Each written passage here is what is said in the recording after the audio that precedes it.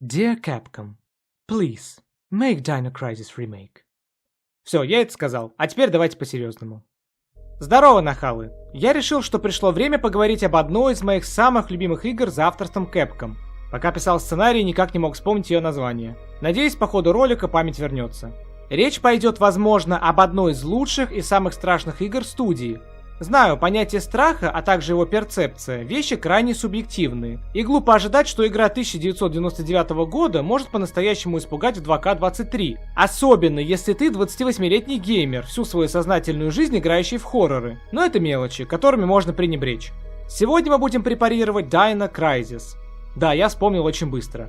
Поговорим про историю создания, сюжет, персонажей и, конечно же, геймплей.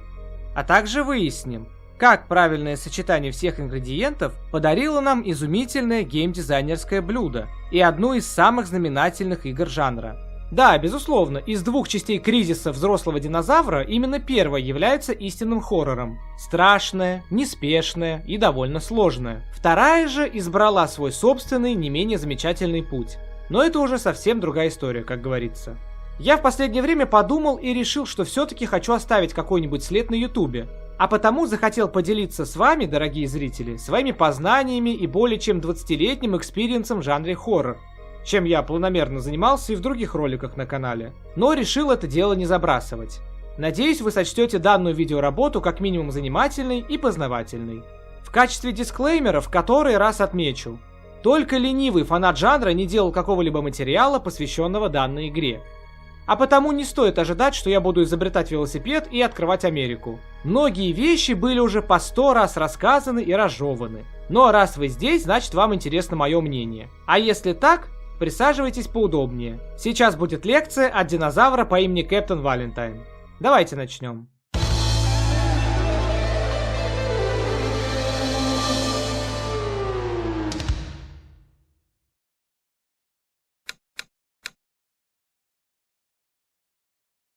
История создания этой игры началась с того, что в рядах Capcom в свое время произошла неприятная ситуация. Была сформирована команда, которая занималась созданием новых проектов, однако ее руководители внезапно уволились из компании, таким образом оставив своих подчиненных на произвол судьбы. Впоследствии небольшая группа обездоленных разработчиков явилась к небезызвестному Синдзи Миками в поисках наставления. Он взял их под свое крыло при условии, что те будут стараться изо всех сил. Поначалу команда пыталась определиться с идеей для новой игры в процессе мозгового штурма, но Миками не увидел потенциала ни в одной из предложенных.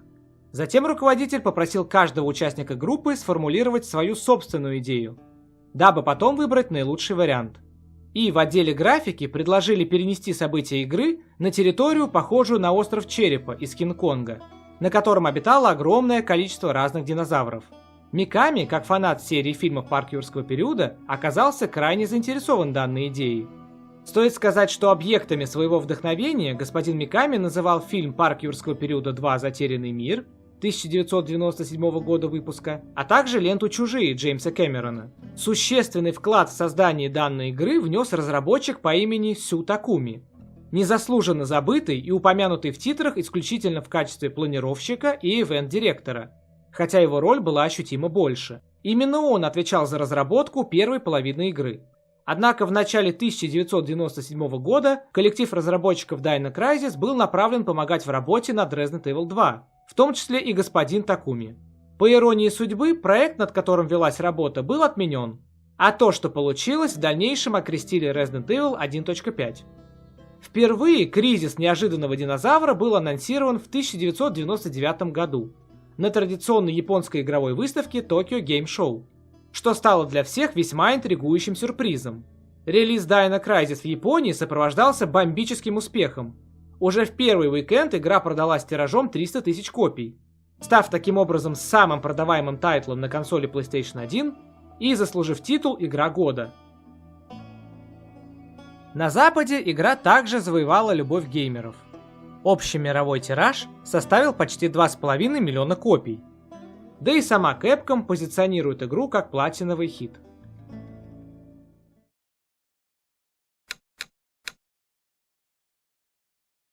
Что касается сюжета данной игры, я думаю, вы все и без меня знаете. В большинстве игр Capcom, в особенности ранних, Сюжет и драматургия – вещи скорее номинальные, нежели детально проработанные.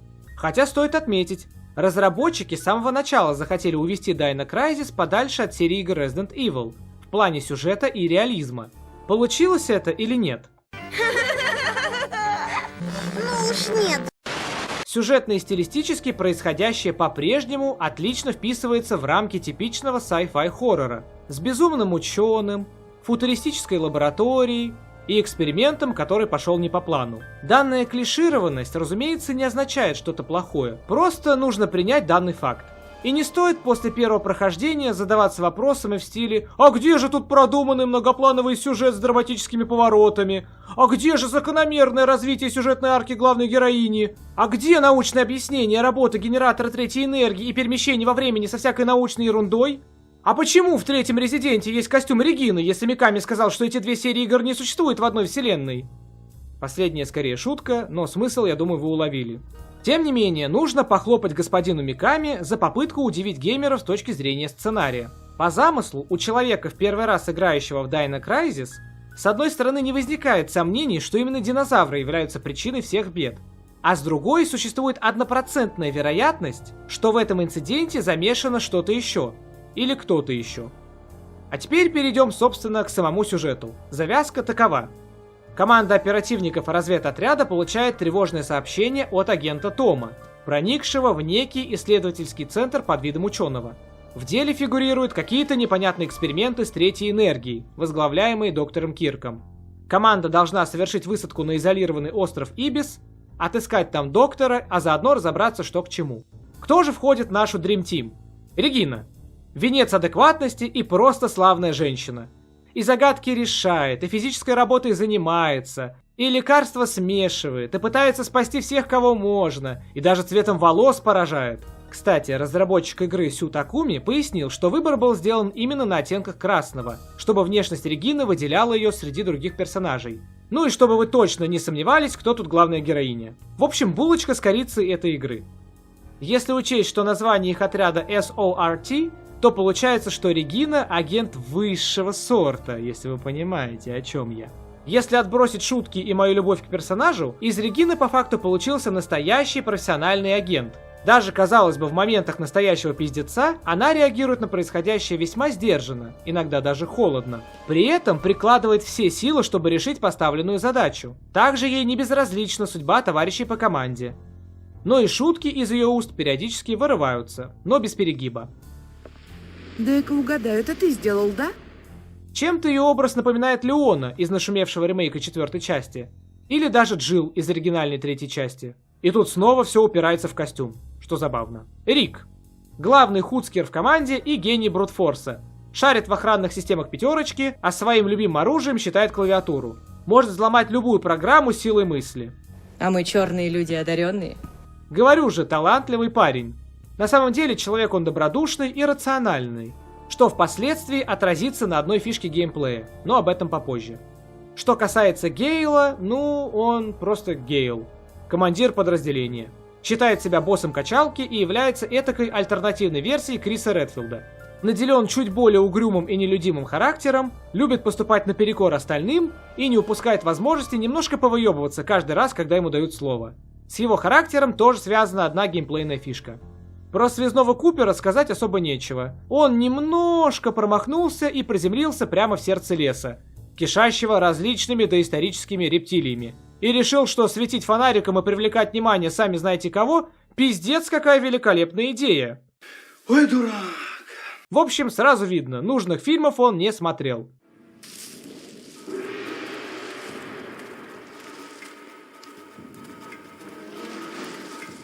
Беги, сука, беги!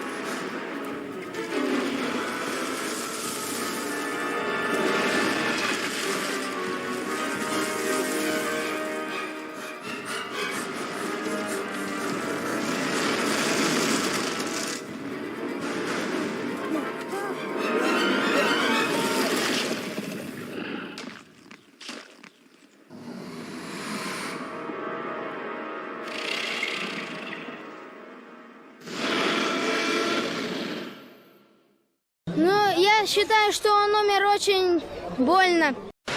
Помимо компашки главных героев есть доктор Кирк, который нужен исключительно за тем, чтобы двигать сюжет. Этакий двуногий МакГаффин. Почти половину игры мы будем его искать, потом он ускользнет, потом опять будем искать. А в финальном акте он просто разжует, извините за специфический юмор, весь игровой лор и разложит его по полочкам. Ну и не будем забывать про динозавров, главное сокровище этой игры. Пускай полноценными персонажами они не являются, а жаль, но тем не менее про них тоже поговорим, но чуть попозже.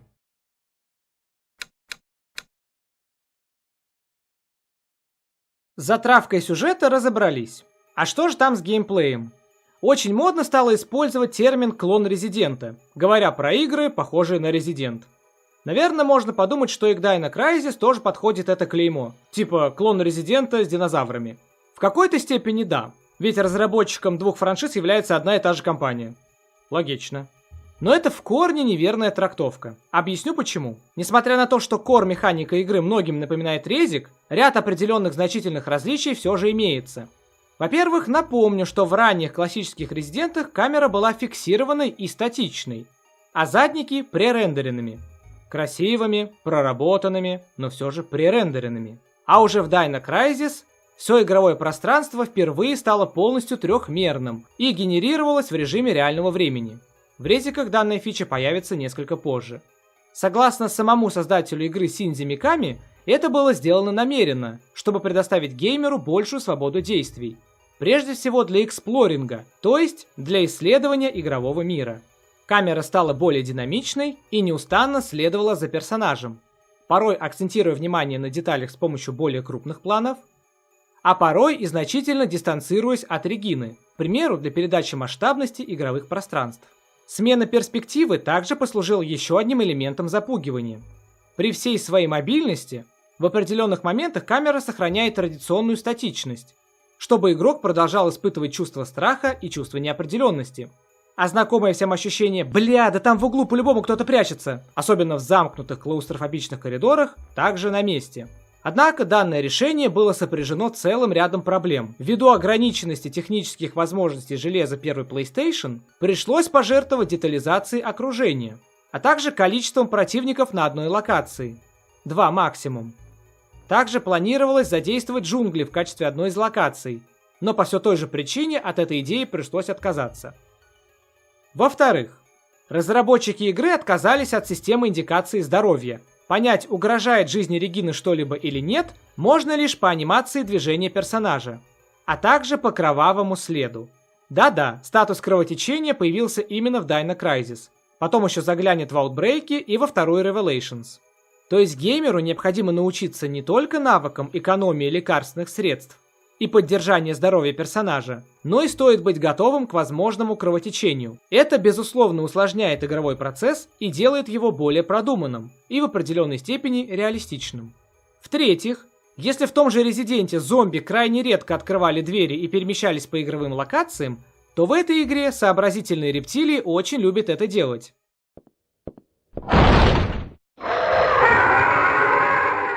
Таким образом, у вас будет гораздо больше поводов для сжимания сфинктеров, потому что никогда нельзя быть уверенным, что вы избавились от преследования и вам ничего не угрожает. В-четвертых, в этой игре разработчики решили пойти чуть дальше и усложнили систему лечения. Теперь можно либо по старинке собирать лекарственные средства, аптечки, и использовать их в нужные моменты. Самый эффективный медикамент, напомню, нельзя использовать самостоятельно, он активируется только в случае гейм-овера.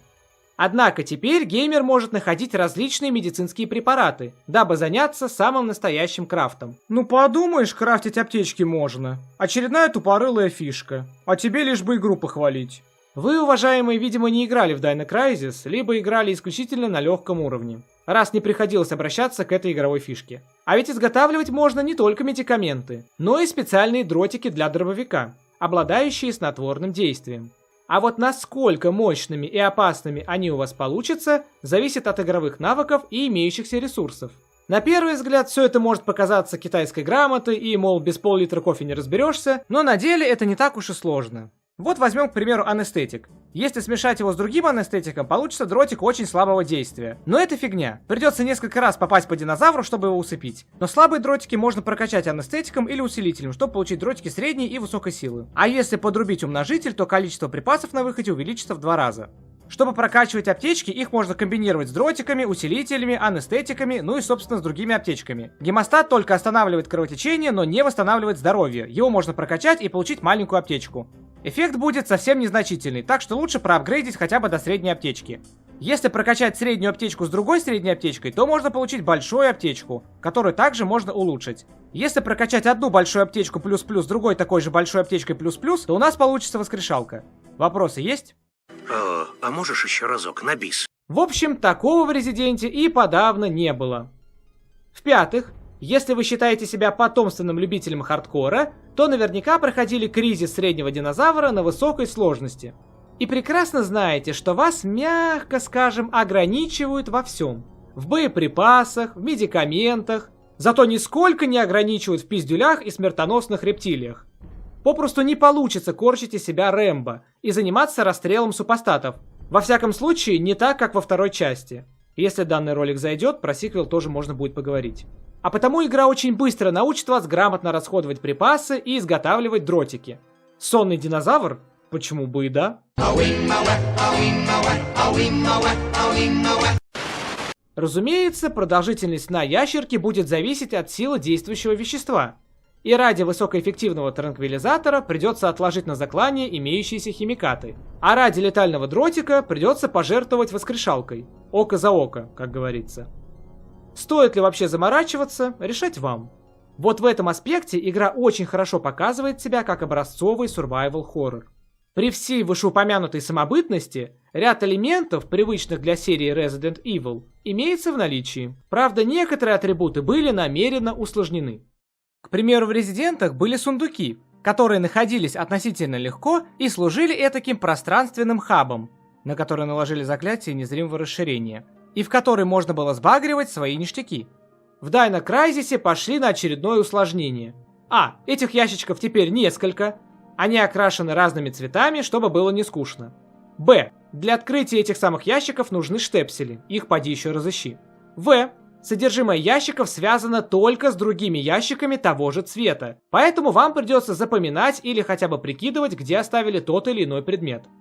Я, например, в свое время решил, что аптечки буду оставлять в зеленых, патроны в желтых, а ценные ресурсы в красных. Количество свободных слотов в этих ящиках не бесконечно. Ваши навыки организации пространства будут очень востребованы.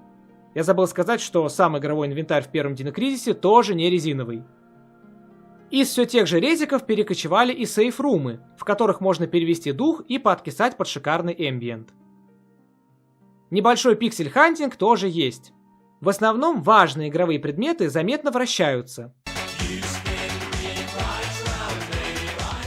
дабы вы обратили на них внимание.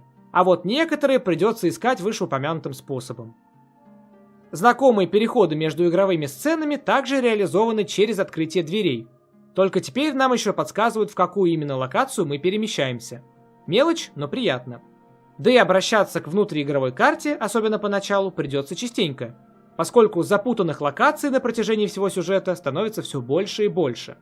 И просто жирный плюс, за который я очень люблю первую часть, она требует определенной вовлеченности игрока в происходящее и эксплоринг.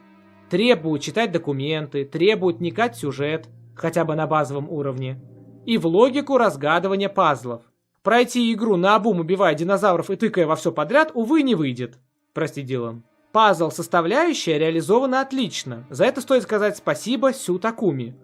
Однако многим геймерам головоломки показались чересчур сложными, а потому боссы студии потребовали сделать сиквел практически без пазлов, что по мне было не слишком удачным решением. Ну да ладно. Без проблем, к сожалению, тоже не обошлось. Многие головоломки повторяются, даже слишком часто, под конец вообще начинают откровенно душить. И при невнимательном прохождении некоторые задачки могут привести к инсульту и когнитивному диссонансу. Но есть и ряд уникальных заданий на память, логику и даже пространственное мышление. И наконец появилась фишка паник-сегменты, в которых нужно молотить нужную кнопку, чтобы главная героиня, на которую частенько совершается покушение, смогла либо спастись, либо отделаться небольшим уровнем дамага. Почти все эти сегменты возникают неожиданно, что служит весьма отрезвляющей встряской, особенно если геймер успел заскучать. В общем, все вышеперечисленное доказывает самобытность проекта с точки зрения одного лишь геймплея. Пожалуй, стоит вкинуть и пару слов про официальную отечественную локализацию. Она действительно существовала и была выпущена компанией Акела, которая зачем-то приделала оригинальным названием первых двух частей дополнительные подзаголовки. Нужды в этом, конечно же, не было, но да ладно. Качество перевода на достаточно высоком уровне, хотя неточности и упущения имеются в наличии. Но самое главное, головоломки были переведены адекватно, и теперь у геймера не будет причин дропнуть игру из-за вот таких неприятностей. В большинстве неофициальных переводов шрифты были настолько убого адаптированы, от слова ни хрена, что решение простой задачки на дешифровку превращалось в сущий ад. Озвучка также не подкачала. Голоса приятные, а дуэт Королёва и Гланца всегда приятно слушать.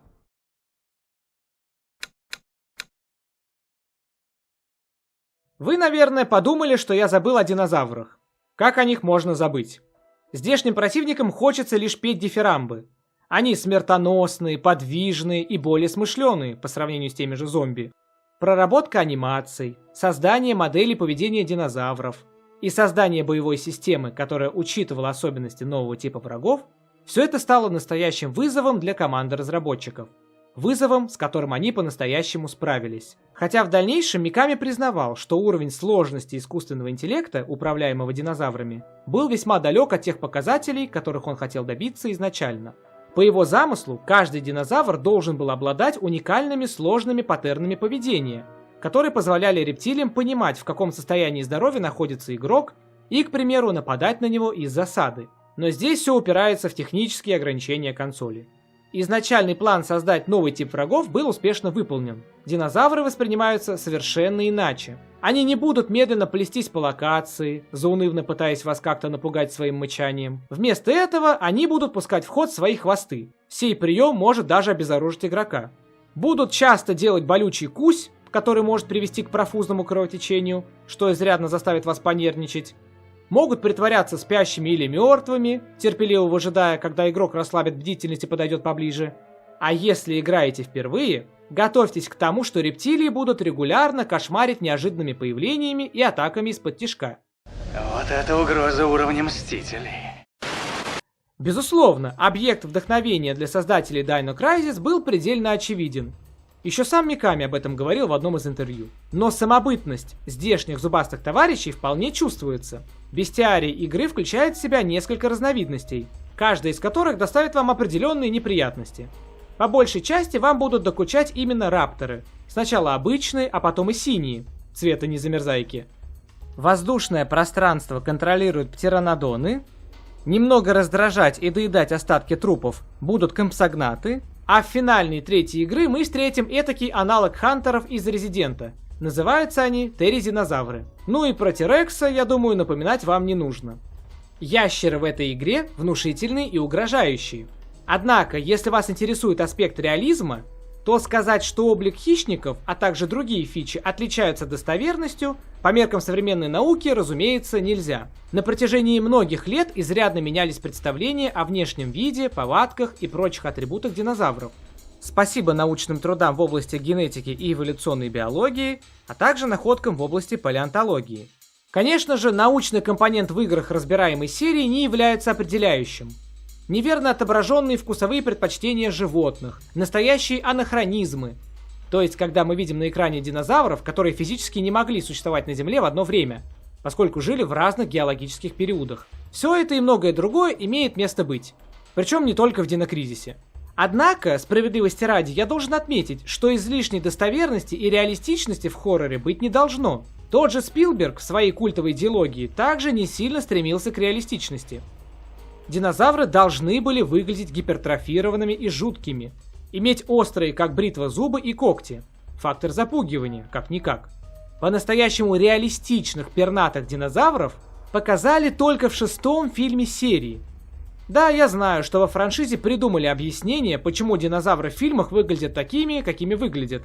Но это все лирика.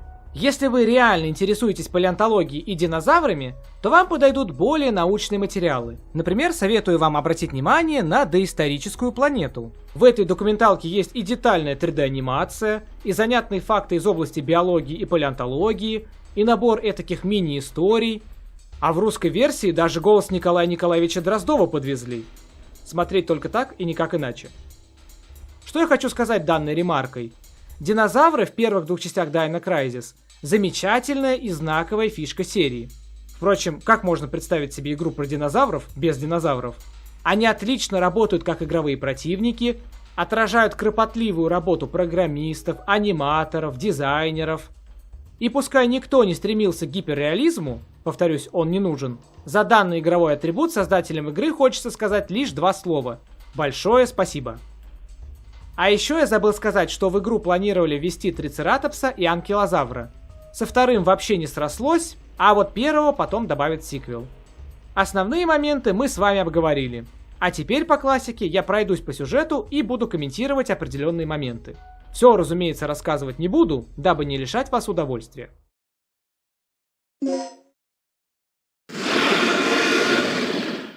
Команда приземляется и уже сразу по канонам хорроров разделяется. Рик убегает заниматься своими хакерскими делами, а Регина с Гейлом разведывают обстановку. По пути находятся теплые гильзы, следы крови, а потом уже выпотрошенный труп со следами звериных зубов.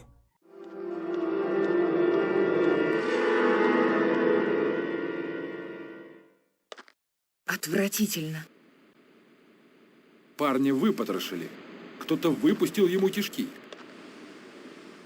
Посмотри на следы от зубов. Похоже, это было какое-то животное.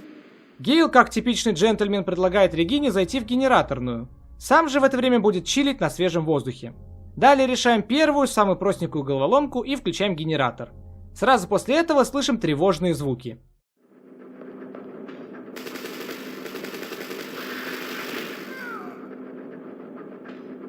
Гейл? Затем следует весьма классно поставленная кат-сцена, пропитанная саспенсом от начала и до конца. И даже если вы прекрасно понимаете, кто сейчас появится, эффект угрозы и адреналиновые скачки делают свое дело. Гейл! Гейл!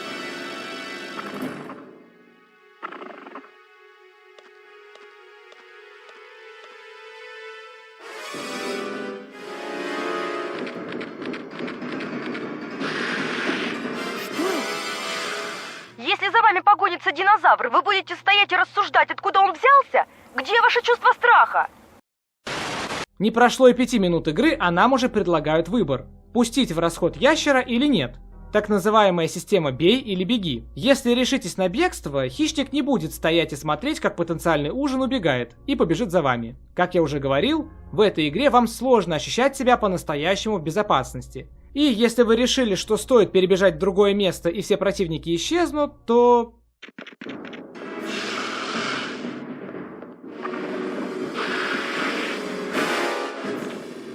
Если вы все же решите дать бой Раптору, то скорее всего потеряете много патронов и станете куклой для разминки челюстей.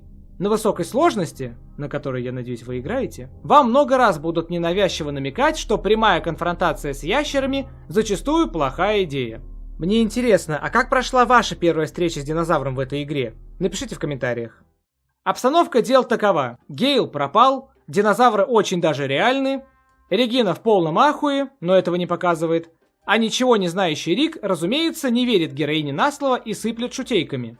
Ну а дальше начинается типичный резидент. Бегаем по локации, убеждаемся в том, что почти все закрыто, и нужно искать ключи, пароли и прочее. Параллельно придется ловить скримеры, отстреливать ящеров или убегать от ящеров, вам решать. Научиться троллить динозавров с помощью силового поля, а заодно искать вот такие диски. В них находятся пароли от кодовых замков, которые не пускают вас в сюжетно важные локации. Геморрой в том, что ключ от каждого замка записан на 2 парных дисках. И дабы заняться разблокировкой, нужно отыскать оба.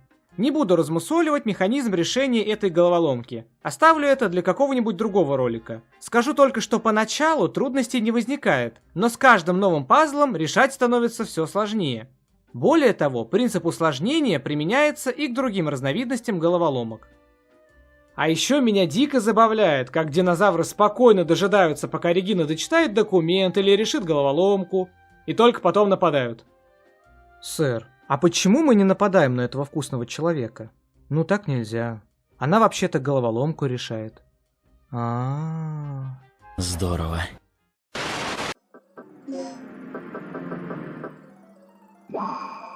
Напоминаю, что мы тут ищем доктора Кирка, но на деле будем находить то тут, то там агонирующих ученых. Кто-то выжил. Вы спасатели. Да, я из спасателей. Вы знаете, где можно найти доктора Кирка? Кирк. Этот кретин. Что он еще замышляет? О чем это вы? Вот. Возьмите. Для чего это? Я не знаю. Мне сказали, это очень важно. В этой комнате можно полутаться, найти крайне важный для сюжета предмет, наткнуться на очередную головоломку, а потом...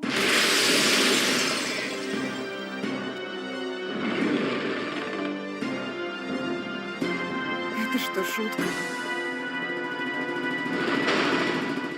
Знакомьтесь, Тирекс, Регина. Регина, Тирекс. Такой вот первый мини-босс, который сначала будет заигрывать с дамой язычком, а потом станет головной болью на всю игру. И в сиквеле тоже.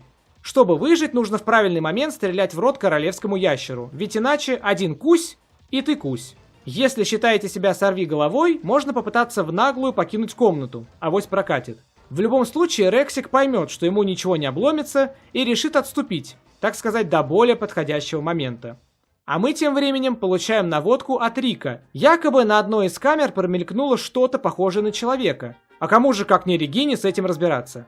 Регина, ты являешься лучшим агентом команды. А ты не забыла, что нужно сейчас сделать? Ты помнишь? Спустя череду эффектных скримеров и стычек с динозаврами, мы выясняем, что на камере промелькнул именно Гейл. Он жив и здоров, даже успевает выручить Регину из передряги.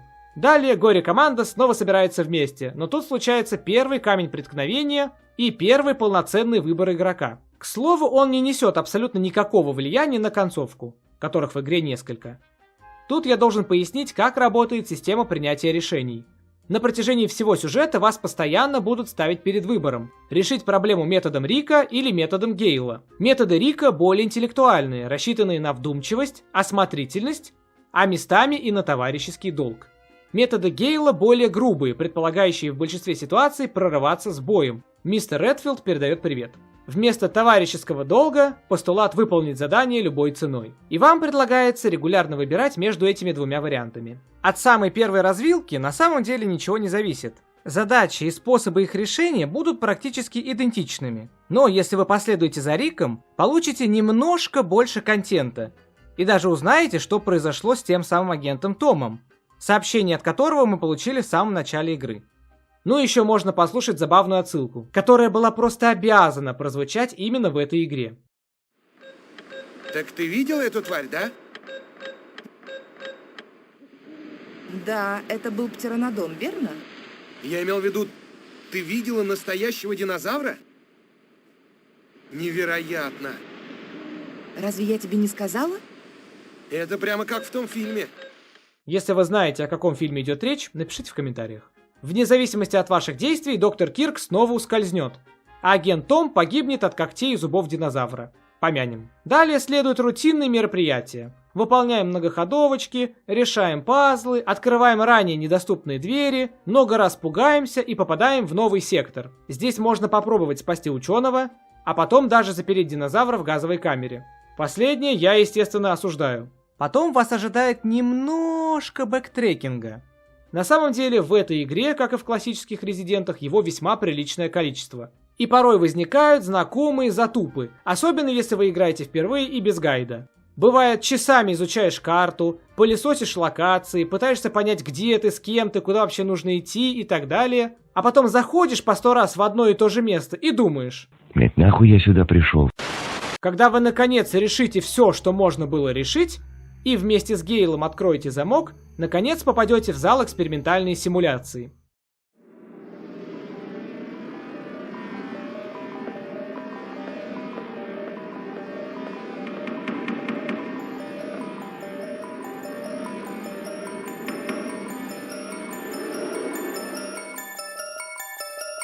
что это было. Можете покопаться в документах, разбросанных по лаборатории, чтобы начать разбираться, что здесь и к чему. Но полностью понять, что тут происходит, пока нельзя. Также, по желанию, можете запустить симулятор третьей энергии. Затем срабатывает система аварийной блокировки, после снятия которой вам снова предлагают выбор. Расклад такой. Вы окружены динозаврами, а беглец доктор Кирк совсем рядом. Бежать до него не особо далеко. Но что делать?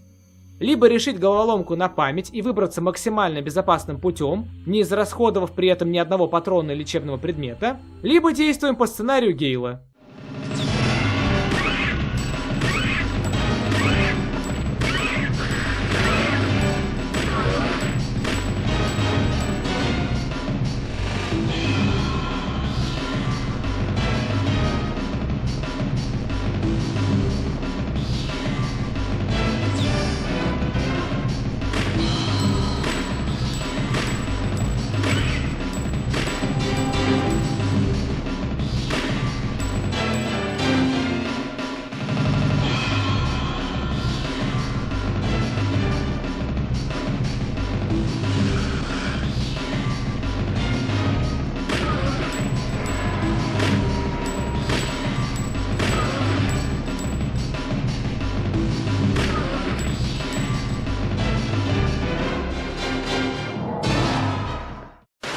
Доктор Кирк обнаружен, ура! И после продолжительной мыльно-оперной сценки Гейл оставляет захваченного доктора у Рика, а сам уходит завершить какое-то незаконченное дело. Я, честно, так и не понял, что он имел в виду.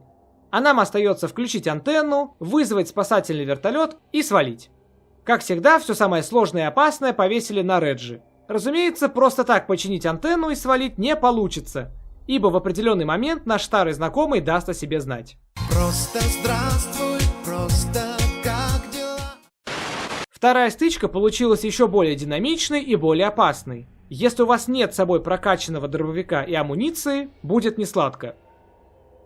Далее происходит диалог, в котором Регина меняет пол. Регина, ты меня слышишь?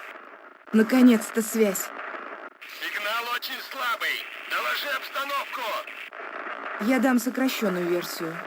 Задание выполнено. К черту первоначальные планы. Подбери нас на вертолетной площадке. На вертолетной площадке? На острове была кровавая баня. И единственный, кто выжил, доктор. Подробности потом. А сейчас возвращайся и забери нас как можно скорее. Это пиздец! Потом снова появляются птеранодоны, а рапторы решают поиграть в догонялки.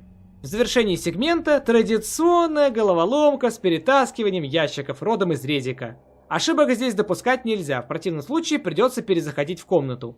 Однако, несмотря на душную головоломку, игра подкинет вам неплохое подспорье в борьбе с динозаврами, а именно гранатомет. Напомню, что на легком уровне сложности гранатомет лежит в инвентаре изначально, но я надеюсь, что вы не играете на уровне сложности Easy. Не играете же? Я запрещаю вам это делать. Да что там я? Сам господин Миками изначально планировал добавить лишь один сбалансированный уровень сложности, поскольку считал, что Easy мод попросту оказуалит прохождение. Впрочем, так и получилось. Вся команда, ну практически вся, в сборе. Вертолет прилетает и вроде бы все закончилось. Но стоп, вы действительно забыли про так называемое проклятие вертолетчиков в Резиденте? Оно никуда не делось.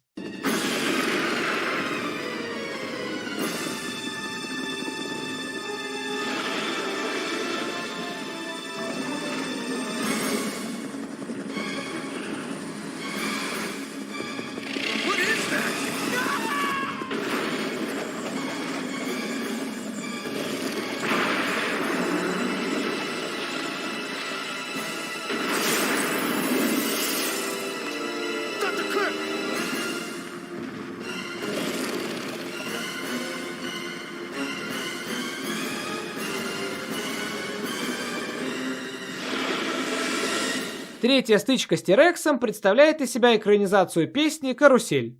Карусель, карусель, это радость для нас. Прокатись на нашей карусели. Если будете неосторожны, повторите судьбу своего товарища Купера.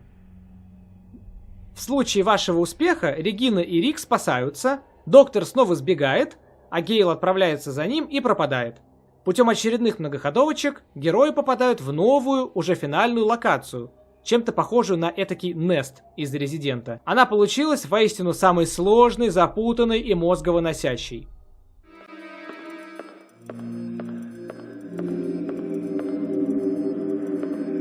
Что за... Батарея полностью разряжена? А ты не забыла? Что надо делать в этом случае? Ты это помнишь? Ты помнишь, что надо делать сейчас? Ты помнишь? Мало того, что здесь очень много пазлов различной степени заебищности, так еще и появляются терридинозавры, способные за несколько секунд расправиться с не очень ловким игроком. Пока Рик снова отсиживает задницу и занимается самым безопасным делом, в ремейк 4-го Резика катает не иначе, Регина берет на себя 100% работы. Беготня за ключами, отключение лазеров, новые знакомства с посиневшими рапторами, неожиданная встреча с Гейлом в одной из спален. Оу май. Безопасная встреча с Тирексом и прочие моменты. Вся эта беготня приводит героиню к генератору третьей энергии. Остается только понять, как он работает и зачем. А на эти вопросы любезно ответит наш доктор Кирк. Бежать некуда, Гейл держит на мушке, так что загнанный в угол персонаж начинает цитировать игровой сценарий. Если коротко, из-за этой самой третьей энергии возникла аномалия пространства под названием Вихрь, который мы уже несколько раз видели на протяжении игры. Дело в том, что эта аномалия способна нарушать пространственно-временной континуум и переносить объекты из одного времени в другое. При этом точка пространства остается неизменной. Вот именно так на острове и появились доисторические ящеры. Героям остается вызвать перегруз в системе, чтобы генератор взорвался и забрал с собой всех рептилий. Таков был план. Не лучший план. Вам снова предлагается два кардинально различающихся варианта прохождения. Цель – раздобыть инициализатор и стабилизатор. Две приблуды, без которых генератор попросту не запустится. План Гейла. Просто идешь в нужное помещение и тупо их пиздишь. В смысле, динозавров пиздишь, а приблуды просто забираешь. И все. План Рика. Не-не-не-не-не, ты просто решишь 100-500 головоломок, а потом еще столько же, и просто соберешь приборы. И все. Да, душно, зато безопасно. Выбор, как обычно, за вами. Адреналиновый риск или душнилово?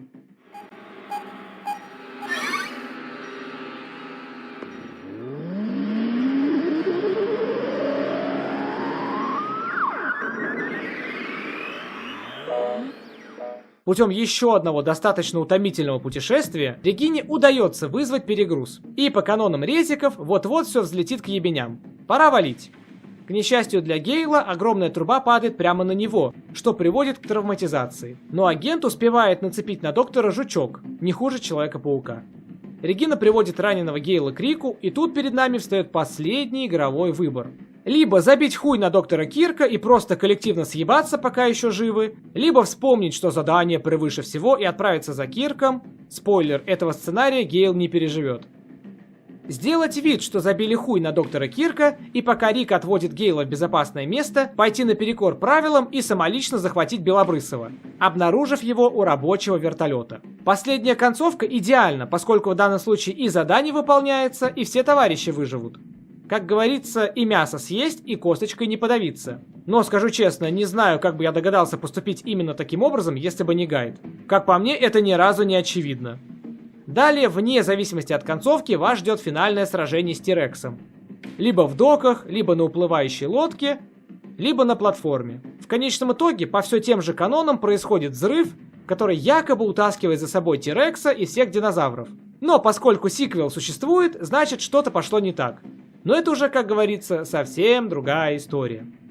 В эпилоге Регина подводит итоги вашего прохождения, рассказывает, кто выжил, а кому повезло меньше, а потом игра вас сначала похвалит, потом потроллит и замотивирует пройти кризис охуевшего динозавра еще раз. Реиграбельность у первой части достаточно высокая. И тут дело даже не в концовках, а в самом игровом экспириенсе. Каждое прохождение изобилует уникальными ситуациями. Где-то вы поступите по-другому, где-то заметите то, что проглядели в первый раз и так далее. В общем, рекомендую к прохождению и перепрохождению. И все же, как пугает Dino Crisis? Вообще, я на протяжении ролика урывками отвечал на этот вопрос, но давайте подведем краткие итоги. Если вы частенько читали про игру на иностранных источниках, то наверняка знаете, когда речь заходит о жанре игры, к слову хоррор добавляют не частичку survival, а panic. то есть Panic Horror. Она подразумевает, что вы будете бояться противников и, скорее всего, предпочтете избегать встреч с ними. Скорее даже избегать конфронтаций с ними. Но по большей части это скорее маркетинговая уловка, дабы привлечь внимание к жанру. По факту, на базисном уровне игра все же является survival хоррором. Все механики жанра работают эффективно и гармонично. Есть и дефицит патронов, и дефицит медикаментов. Состояние здоровья главной героини требует неустанного контроля. Важен грамотный менеджмент инвентаря и хранилищ предметов. Одна из насущных задач геймера – необходимость всегда быть начеку и примерно представлять, сколько динозавров находится на этаже, скольких из них вы успели усыпить и так далее. То есть то, как вы будете справляться с игровыми задачами – стрелять динозавров, усыплять, убегать или всего понемножку – скорее отражает именно ваш подход к прохождению, а не формирует новый поджанр. Помимо геймплейных механик, геймдизайнеры вызывают страх и чувство ужаса с помощью постоянного нагнетания ощущения вездесущей опасности. Для примера возьмем вот эту сцену. При первом посещении услышите весьма странный звук.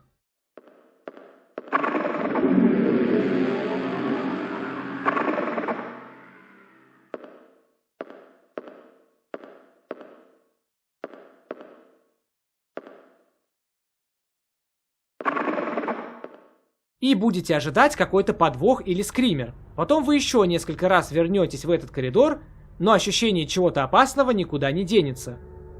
И уже потом, когда вы совсем забудете про это место, и когда акцент сместится на другие факторы запугивания, вот тогда и произойдет скример. В Dino Crisis данный прием обыгрывается несколько раз. В Резидентах он тоже встречается. Эффект запугивания усиливается также нагнетаемым чувством паранойи, манифестация которого произойдет, когда геймер обнаружит, что зубастые ящерки умеют открывать двери. Если вам кажется, что опасность в виде острозубых гаденышей подстерегает на каждом углу, то вам не кажется.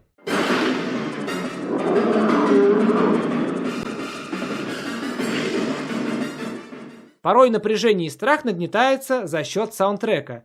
К примеру, в этой циклической композиции постоянно происходит повышение тональности, которое как будто готовит к чему-то неожиданному.